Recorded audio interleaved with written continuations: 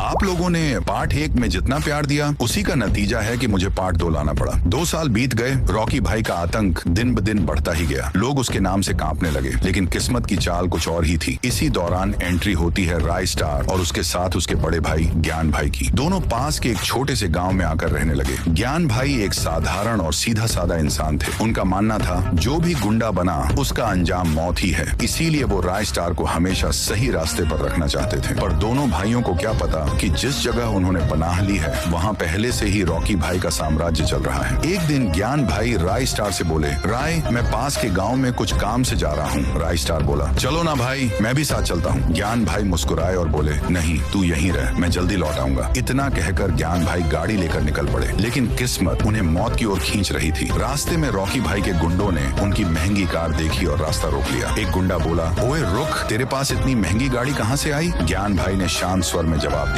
मेहनत से कमाई है। गुंडा गुर्राया, हमारे बॉस की परमिशन ली है कि नहीं? ज्ञान भाई बोले, गाड़ी चलाने के लिए किसी की इजाजत नहीं लेनी पड़ती। तुम्हारा बॉस होता कौन है? गुंडे का खून खौल गया। उसने तलवार निकाली और वार कर दिया। ज्ञान भाई का हाथ कटकर गिर पड़ा। चीखते हुए उन्हें गाड़ी में फेंककर सीधे रॉकी भाई के दरबार में ले जाया गया। रॉकी भाई हंसते हुए बोला, अरे ये अधमरा मेरे पास क्यों लाए हो? गुंडा बोला, बॉस बहुत अकड़ दिखा रहा था इसलिए हाथ काट दिया। गलत किया क्या? रॉकी भाई ठहाका मारते हुए बोला, हाथ नहीं काटते, ऐसे लोगों की गर्दन काटी जाती है। और अगले ही पल ज्ञान भाई की गर्दन धड़ से अलग कर दी गई। ज्ञान भाई की लाश जमीन पर गिरते ही आसमान गूंज उठा। रॉकी, मेरा छोटा भाई तुझे छोड़ेगा नहीं। गुंडे हंस पड़े। रॉकी भाई को मारने वाला पैदा ही नहीं हुआ। उधर घर पर राय स्टार बेसब्री से भाई का इंतजार कर रहा था। देर होने पर वह बाहर निकला तो सड़क पर भीड़ देखी। जब उसने पास जाकर देखा, उसकी आंखें फटी की फटी रह गईं। जमीन पर उसके भाई का खून बह रहा था। राय स्टार की आंखों से आंसू झरने लगे, पर उसके होंठ बंद थे। उसने ज्ञान भाई का अंतिम संस्कार किया और राख सामने खड़े होकर कसम खाई, भाई तेरी मौत का बदला मैं जरूर लूंगा, ये वादा है तुझसे। गाइस, पार्ट 2 यहीं खत्म होता है। इस कहानी को अगर आप चाहते हो और आगे बढ़े तो 10,000 लाइक चाहिए। फिर आप खुद कहोगे, राय भाई इतनी भयंकर मौत मत देते दुश्मनों को।